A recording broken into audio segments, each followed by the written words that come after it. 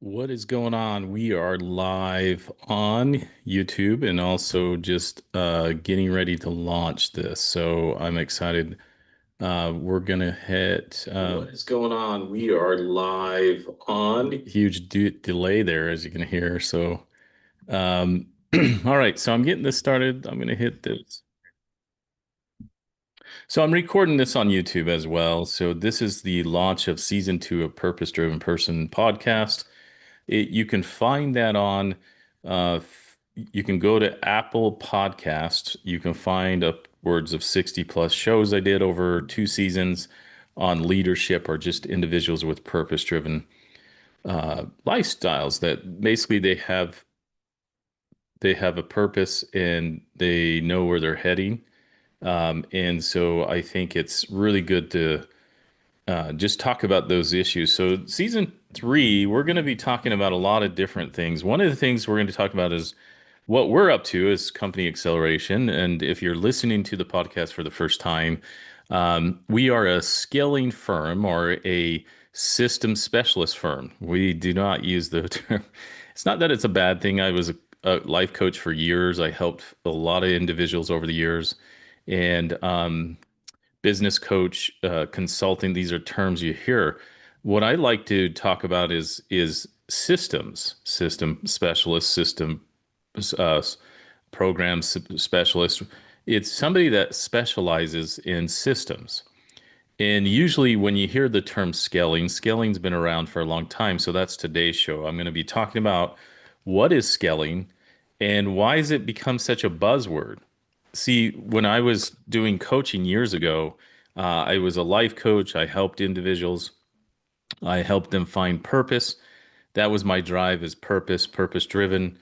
And that's why the show is called Purpose Driven Person. And it is a purpose that drives us, not a thing. It's values that drive us, our internal values, but they're behavioral guidances or compasses. And so that's a lot of the same theory that I would teach and the same things. Because if you have five core values that you govern everything by, you get up by, you choose your choice of work or what your daily activity is by those core values. And what I mean is like, for instance, I have our coaching values have a great attitude. That's a value, right? But that's an action value. What does it mean to have a great attitude? Another one is grow daily. Well, the action in that, do I read? Do I study? Do I do things? And so what I'm saying is like, here's another one I'm looking over here at the wall if you're watching on YouTube. Do the right thing first. And I hang these on my wall to the right. And so if you're just listening to the audio, these are values. And I like this one. An abundance mindset, give first. That's one value I feel I run by because it's helping people around you. And Zig Ziglar said this, get others what they want and they'll get what you want. People then create a better team. And I've seen that over the years. When individuals come in and they're takers and not givers, you have a choice. You're a giver, you're a taker. And takers or doers, those are individuals that you need. Takers are takers, but givers will constantly give of themselves or their time, their effort, and takers will take it. So it's kind of a fun play on words there. Givers, takers, what one are you? And so you have to learn that transactional relationships are not always a healthy thing. And I've seen it over the years, and even now as I work with, advocating, helping, pushing out change, systemic change. There's a lot of takers in that space, and it's sad because they'll profess that they're this, but if it doesn't meet their agenda, and this is the thing I want to really drive home today, and then we'll get into scaling. This is the golden nugget. Don't wait for people to do something because don't you don't need to be a part of their world because they're doing their own agenda. So a lot of times I'll get calls and say, "Hey, we're doing this project and we want you a part of it," but then that person wants you to do everything.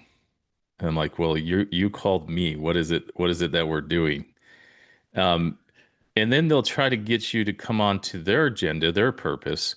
And so you have to be very protective of the one economy that you can't get back is time. And you guys have heard this before. Time is very, very precious. It's a high economy, so don't give it away. Be very scarce of who you give it to. And we've all get into those holes. I've had a story where I get into a, hey, here's the carrot, and you chase the carrot, right? And those transactional relationships is that be very careful not to chase the carrot. It's and here's how that works. And so if you get somebody who calls you and says, "Hey, I want you to come work for me or a contract with me," or I'm selling a client on a product. And so let's start with the come work for me. Hey, so I need you right now, and this is what I'm willing to pay. 40,000 a year. Well, they came to you. So you got to understand that you got to take a pause a minute. Don't be unrealistic. Say, so what's going on? Tell me more. So then you pause for a minute and gather information. And as you're hearing it, you're trying to hear if there's pain, is there a need here? Why are they calling you? Because they've either heard that you're good at it or you're not. And so by the time you do your own assessment, asking at least 10 to 20 questions, understanding, say, well, I love what you're doing. First thing, it has to align with your purpose. I went over the values on the wall. Does this line well? I'm scaling. If is it a job with I'm coming in to help you with systems because that's all I do. I'm a systems specialist. I don't run your day to day. So I'm gonna come and help your team put systems in. And if they can't do it, then I can't help. And so that's the first thing in my head. I'm like, is it a system or is it this a people issue or it is a, you got to really ask the right questions. So once you get down to the questions, you'll say, well, I hear you. I really love what you're doing. But unfortunately, with my time and what I have going on, 40,000 can't help me walk away from other things. So I would love to help you. Would you like me to give you what I would do it for, or do you want to try again? So you're saying it without being threatening or rude or any way. They can counter and come back if they really need you. Don't be invested. Even if you need that, you want to pause for a minute. The other one, if you're contracting, or let's go into sales. So if I'm selling my services or I'm coming in and saying, I can, here's what you need, here's the gaps after the assessment, this is what I see. Um, does that sound like something? Hmm,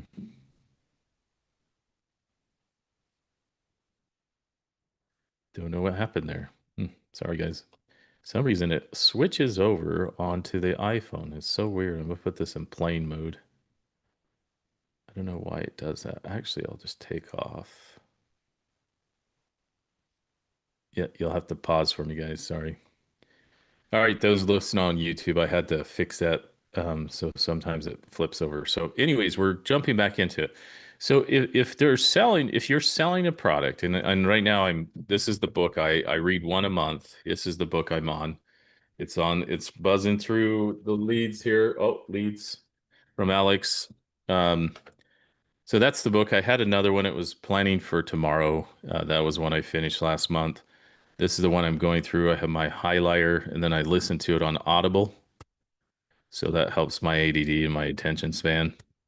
Being a short bus kid, it's hard sometimes to, stay focused. So I say that lightly. Being a short bus kid means I just struggled with reading and writing as I was younger. And so what I'll do is I'll listen to it and then I'll follow along and highlight. I retain three times more in doing that. It's a really good method, just FYI. Okay, so let's go back to this. One of the things when it comes to this, what I found in sales, when I come into a lead or somebody that needs my services, they always want it for cheaper. And that's the thing, cheap is not always the best, and your time is very important. I'd rather have few clients paying more than a whole bunch of clients paying a lot because you can't be effective. It's hard to fulfill things if you have so many paying so many little teeny things. And so what I'm saying is if your price mark is 36 to 50,000 a year, then you explain to them this is what I do. Systems. You need systems. This is what I do and I can do it. And your ROI is going to go way past that 36 to 50 is your price margin because when I say 50, it depends on how hard the work is. So that is my scale. I'll say, hey, 36, I can come in, we can do pretty good pulsing. You guys got a good foundation. 50, if there's going to be a lot of cleaning and a lot of emotional work, because there could be a lot of team work that needs to be done because of toxicity culture. So we got to go work on the culture. Scaling is just not just coming in and saying, do this, because it's getting the culture to change and everybody's saying the same thing. So it takes a lot of work. And that's what I saw seen in coaching. So going back to today's topic is how do you scale? What is scaling? In the industry, it's blown up. So years ago, going back to that, scaling was not, or coaching was not a big thing. Coaching was very interesting, and it was not going to really work as far as because people didn't understand coaching. Let me recap that. So when I would do coaching, nobody was years ago. Nobody was doing it. It was very low industry. Not a lot of people would enter it.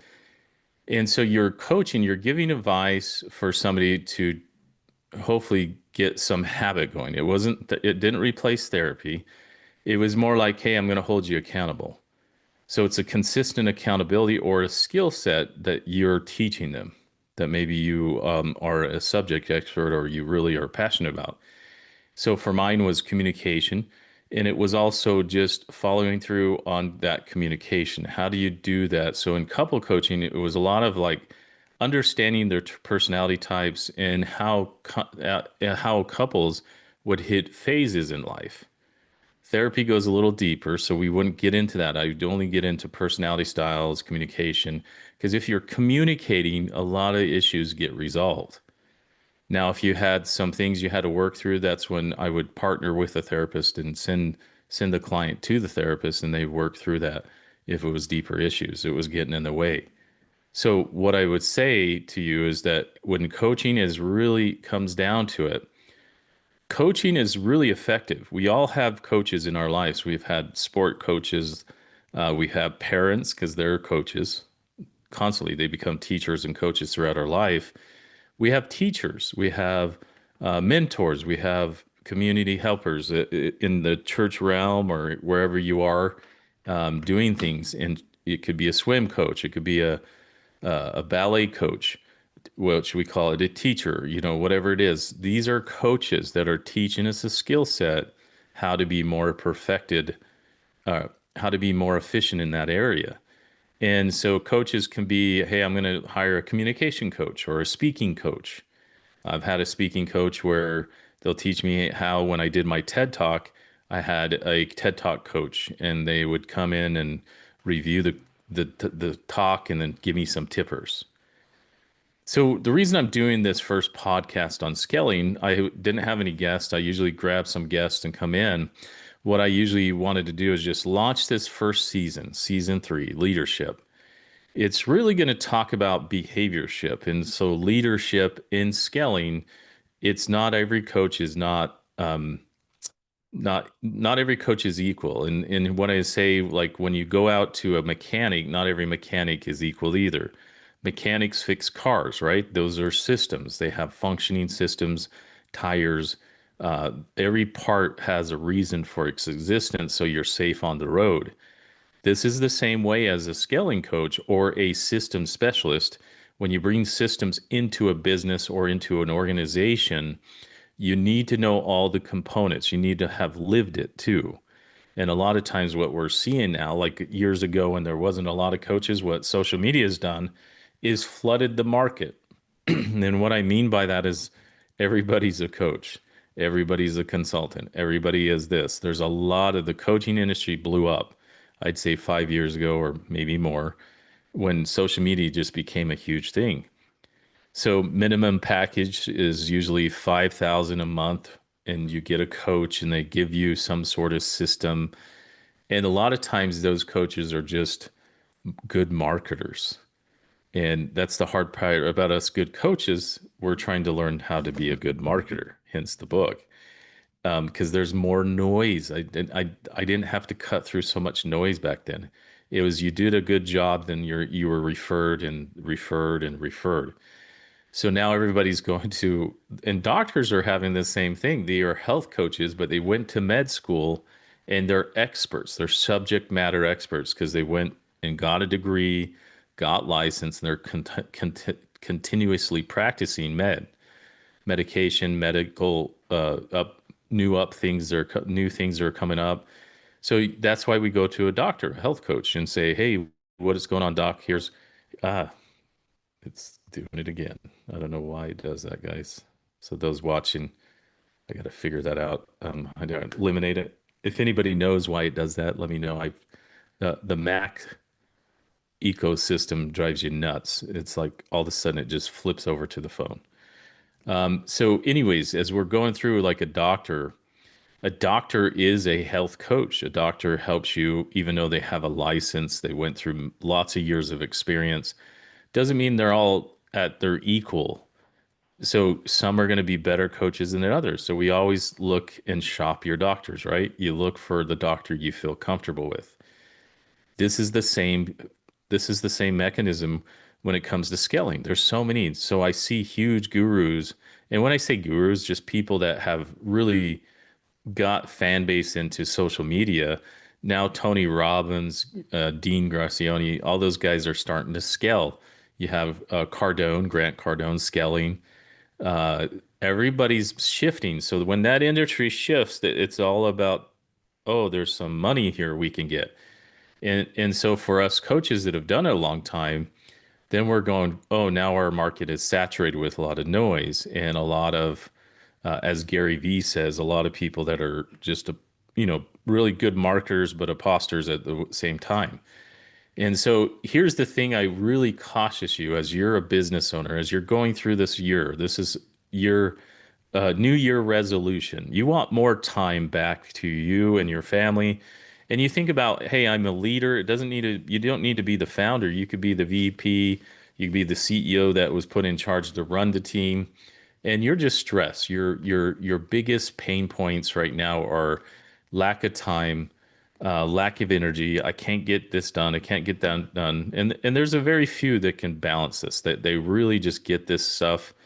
And there's some that got thrown into the position and you're trying to figure out how to scale, how to get it to the next level. I'm hitting walls, I'm hitting ceilings. My culture is so unhealthy. Everybody wants to, hurt each other in an unhealthy way, like verbally, emotionally. That's what I'm talking about. Like you're having water cooler gossip, a lot of gossiping going on. And so you're trying to scale it down so that the gossip's not so bad that it hurts your culture. This what occurs in business all the time. In order to scale, you have to get your team healthy. In order to get your team healthy, you have to know the systems to put in place to do so.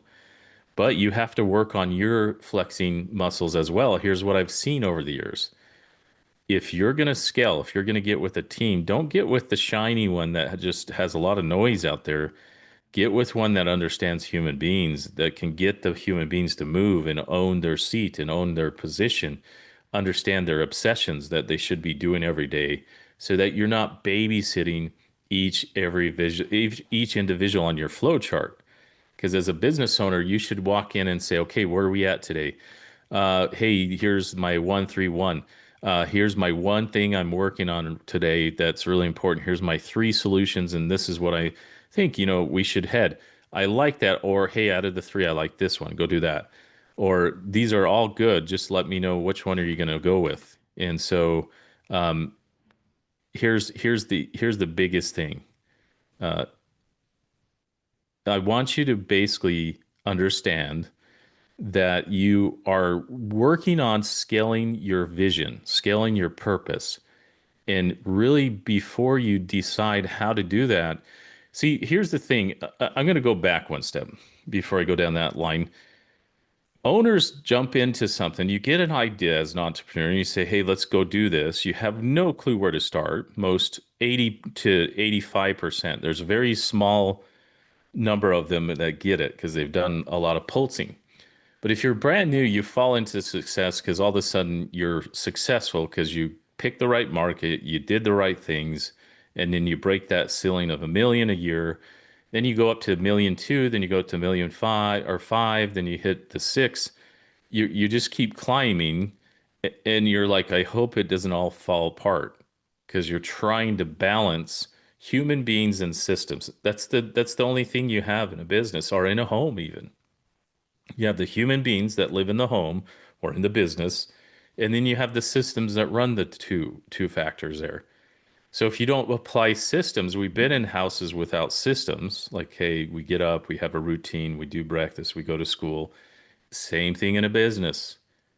You have to have those systems. So a lot of times when you scale fast with, and I use the word scaling, when you grow fast and you grow so fast the wheels fall off.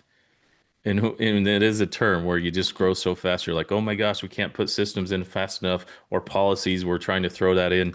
And the best way to see how this works is just look at the government. Look at your state in general. There it goes again. So look at your state in general. I'm having camera issues. So look at your state in general. So like a state ran government state is it shows where systems are not put in place correctly. And they say they have systems, but they fall apart. And I'm just using this as an example, so please excuse it. It's just systems can become dysfunctional because it only applies when it's needed. But it can be so in a system like that where you have to apply systems, they need to stay 100% in place. Hey, that's not what we do. This is what we do. And so that's the biggest thing that you have to really understand is that the system has to be pushed very quickly and it has to remain in place. Not, it doesn't just serve a purpose when you want it. You have to build systems and put them in place, then work with the system, but then teach the language. And the language is important. Like, hey, we don't do that. Or, hey, the thing here is we have a great attitude. And this is what that looks like. I notice your attitude has been very poor this week. Can we discuss it? A value is a system, but if you're not preaching it, so here's what I've seen helping founders and leaders scale is the leader that comes in and says, we need it, but they don't live it. They just say, hey, fix my people. And I used to see that when I'd go into homes and help families in crisis and working with kids and families. And the first thing is fix my kid. They're not listening. I'd say, okay, well, let me talk to you as parents first. And 80% of the work, I would work with the parents. And and they didn't know they had a hard time with that because they're like, well, you're supposed to fix my kid. It's the same concept when you put a system in place. When a founder comes to me or a CEO, my first question is, tell me what you're doing. Because 80% it's because the founder is not doing things or they're getting in their own way. And so we have to really flush the bottleneck out. Is it the founder? Is it systems not being put in place? Because the founder has the vision. But then who is implementing the vision is the key where we're trying to dig down. And this comes from experience. This has come from questions you ask because you've been there, you lived it. You woke up at 2 in the morning stressing because you had 100 and something employees and you're trying to make sure that payroll gets hit, this hits, that hits. It is the most stressful thing you can ever experience, even though success, people are like, oh, look at the success, but they don't realize it's a big lift. It's a grind, and it doesn't matter what kind of business you're in. It's a grind. Even those that we see on YouTube. Hey, is my algorithm right? I got to put out more videos. We see the aftermath of what it looks like, but then we don't realize the work that goes into it. I don't have any bad things to say about YouTubers because it is. I've been in that world in some conferences, and that's a lot of work. It's the same concept of any other thing. It's a consistent thing where they're putting out content. Content is the consumption, that is the service. We all consume it. You can't say you don't get on and look at stuff or follow and scroll. And so you're a consumer of that content. They choose to be the content creator. That's the exchange. And so we say, oh, that's so easy. I catch myself saying that. My son likes to watch Preston or one of those guys and some of the others. And I'm just like, man, I can't believe that my son's into this. It's the biggest waste of time ever. That's my opinion, right? And so, but he is a consumer. And so you have to realize how do we consume things and how does it look when we consume them? So you got to really look at what that looks like. So Scaling. We're talking about scaling, guys. I went down a few pipelines there, and it's more of just launching season three. I'm going to have interviews on here. I'm going to be interviewing leaders. We're going to be talking about scale. I'm going to invite people that do scaling on here from my group, the Bloom Growth Group. But I'm also going to have others on here that are having some frustrations when they try to scale something that hits some ceilings. So we're going to be doing this. I'll be pushing these out once a month because it takes a lot to produce a podcast. So I'm going to be pushing. I'll be doing these interviews and just giving you guys good content. I'm going to be giving it away. I'm going to be also talking about how to scale. So today we're just talking about what is scaling and why do we need it. So our next episode, I'm actually going to go through and talk about day one and how it works. And so I'm going to be sharing that live with you on that training, what it means to scale and what does day one look like when you start working with a coach, or as I talk about, a system specialist.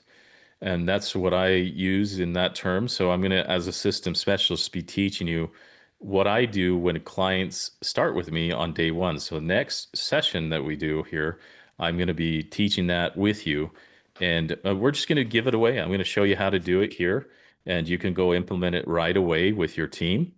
And I'm here if you need anything. So we're going to be walking you through on season three, episode two, starting with day one, going all the way for the onboarding and implementing that into your business. So I'm going to give it to you. I'm going to give everything to you. So please stay tuned. I'll send that out as an invite. And we're going to be really looking at the nuts and bolts of putting this into your system where you can do it yourself. And hopefully it helps you because the frustration is going down that thing. It takes, what you give from, oh, there it goes again. Uh, so everybody on YouTube seeing this, I don't know what it is. I'll fix that next session. All right, guys, that's it. So what I want to leave you with is a few nuggets. So here's my nugget for you, and it's a very simple one. Scaling is not what it sees or what you see on YouTube or on social media. There's a lot of good scalers out there, and I would be very cautious as you're going out looking for systems for you as a leader or for you as a coach. We do have one coming up February 6th. We're going to be having a spa day, and this is really cool. A spa day for all you leaders. And it's just you cover the cost for the spa day. We're going to give you tons of free content. Then we're going to sit down for half the day and we're going to talk about AI, how to use AI in your business. But we're going to talk about scaling and systems because AI is not always the answer, but we're going to teach you where does it fit. And so you don't get squirrels and waste a lot of money trying to implement AI. It's really looking at how does it fit in there and does it fit in my industry? Is there another opportunity where I'm at? And that'll be half of the day. So first of the days you get to come in. We're partnered with Be Well Studios, and we're excited to partner with them. So it's going to be exciting days. So February 6th, I'll be posting here soon. We'll put up the ad. If you want to DM me, let me know if you're interested. I'll hold you a seat. We only are going to have, I think, 10. So it could be 7 to 10. I got to look seats because the spa's a little smaller, but it's the ice plunging, red light therapy, oxygenation, the tanks. There's a lot of stuff in there. So, anyways, I'm excited. You can go to Be Well Studio, check it online. All right, guys. So I'm excited. This is a lot of work. I'm going to be launching season three of Purpose Driven Person. So go to iTunes. You can get on there, Spotify. You can find us there. So until next time, be well and also live your life on purpose and continue to push. Always continue to push and let me know if there's anything I can do for you. Till next time, be on purpose and we'll talk to you.